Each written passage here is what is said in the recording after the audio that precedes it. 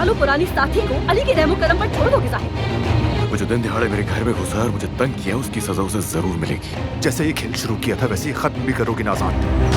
मैंने सब कुछ प्लान कर लिया रुक है। जाइए, कुछ भी करे लेकिन उस आदमी को यहाँ से भेज दे। मुझे नहीं लगता वो दोबारा यहाँ आएगा, लेकिन एक बात समझनी है, तुम उस आदमी से इतना डरती क्यों हो? उसने तुम्हारे साथ क्या किया है?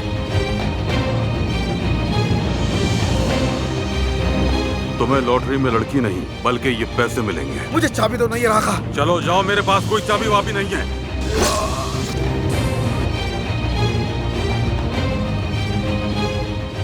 नूर, मैं तुम्हें यहाँ से लेने आया हूँ। कौन है वो लड़का, मुझे नाम बताओ। पहले अपना बदला लूंगा।